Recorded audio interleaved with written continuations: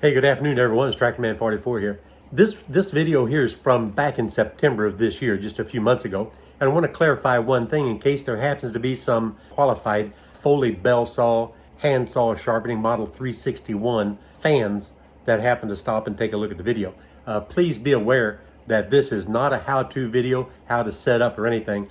This is the very first time that I ever plugged one of these in, and we're just trying to figure out what's happening. So a lot of the things I say is just thoughts and conjecture based on what we're looking at. This is not a how-to video on how to set this machine up and work with it. It's just kind of for entertainment because it was very enjoyable and very much fun just getting this thing up and running. Normally I save this kind of play toy for wintertime, but my brother called me or texted me the other day, and he wanted to know how hard it would be to sharpen his cordless saws.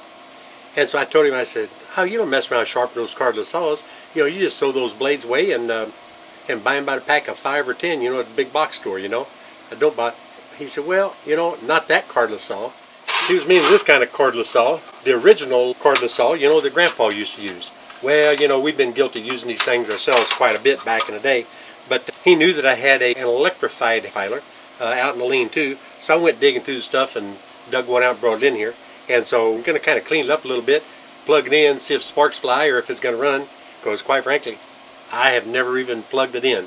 So we'll see what happens. So what I got here is a bell saw. It's an automatic filer. It's a really neat machine as far as unique old machines go. You can see it's got a lot of stuff on there that's going to be kind of fun to figure out. Obviously a Foley bell saw, but it's a model 361. It's got a 3rd horsepower motor on it. Good thing I didn't plug it in. I was untwisting the wires and I could hear it crinkling and cracking, so I went ahead and checked, and you can see we're lacking a little bit of insulation here, so I gotta pop a new wire in there real quick.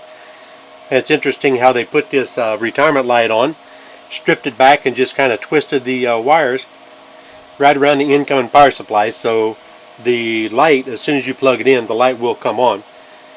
And then they went ahead and pulled the power wire through an on-off switch where they installed on the cover, and that goes on in to power the motor. So I'm going to go ahead and just stick another cord on there. Okay, I put brand new wire on there. Even got a ground wire on this one here. The other one was the old 2 wire. This still has to be replaced all the way up in through here, but it stopped crinkling by the time I got up there. So I got a temporary piece of extension cord wired right into there. So let's plug it in and see what happens. Depending on if this switch over here is in the on and off position, the light may or may not come on immediately. So far so good, no sparks. I'm going to keep this in my hand just in case. Well, the light works fine. I've dropped lubrication on virtually all the mechanical parts I could see, but probably find more. Well, I found 4 or 5 places in there that I forgot to get a little, or didn't know to get a little lubrication on, and I turned it over by hand 15 or 20 times, all the while adding a little bit of lubricant to it. There's definitely a little tough spot there, but let's get right past that tough spot.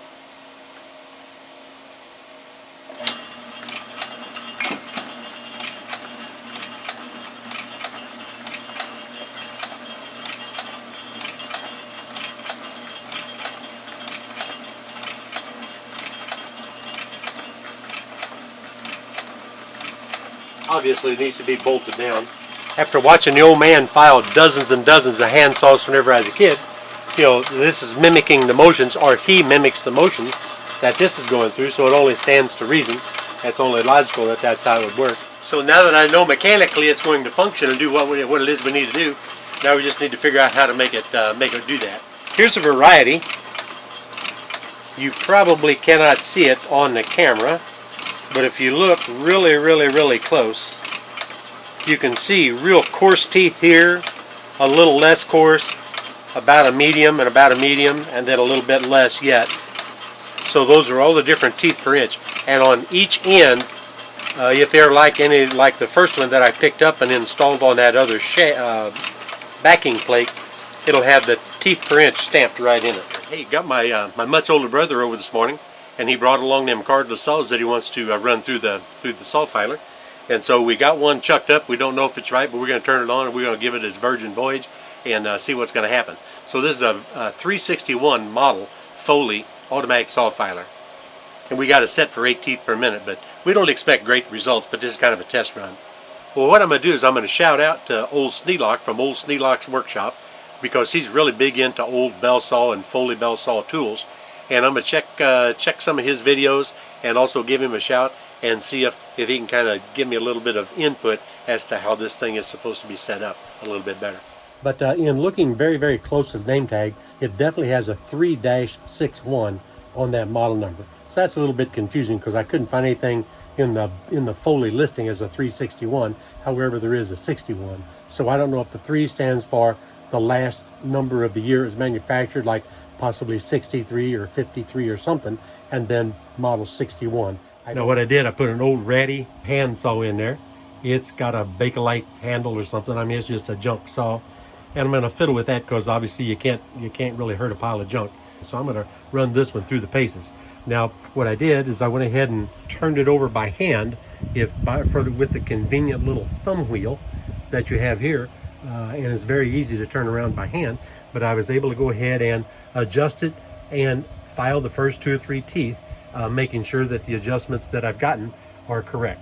So I'm going to turn it on. We're going to see what happens. This thumb screw up here, now what that does, that's responsible for placing the drive pawl, or the pawl that actually grabs a hold of the tooth and pushes it forward.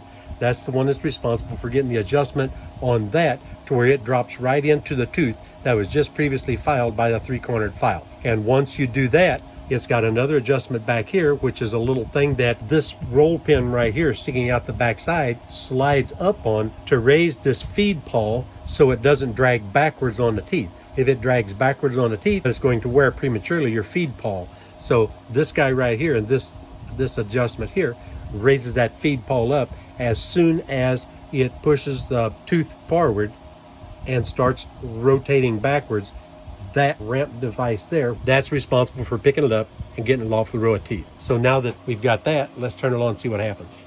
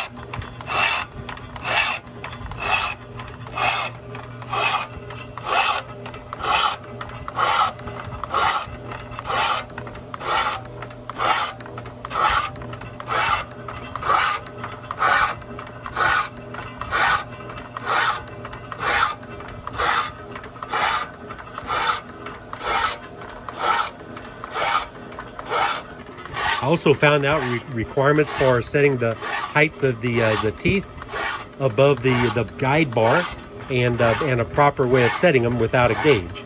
So that worked out really, really well.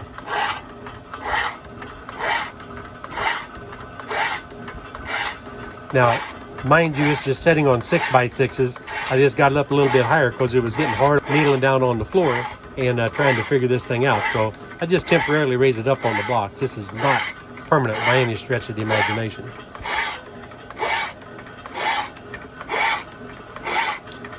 So we get here to the end.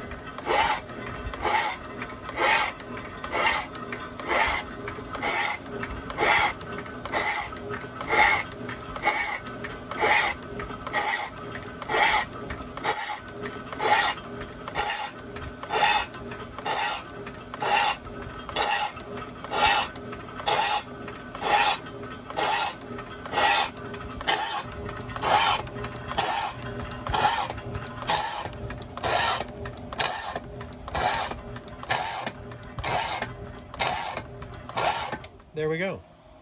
So let's take a look.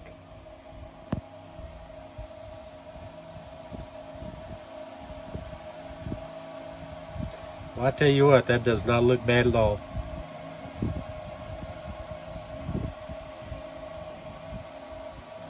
But at any rate, you know what? It runs, and this is TrackMan 44, and I am out of here, guys.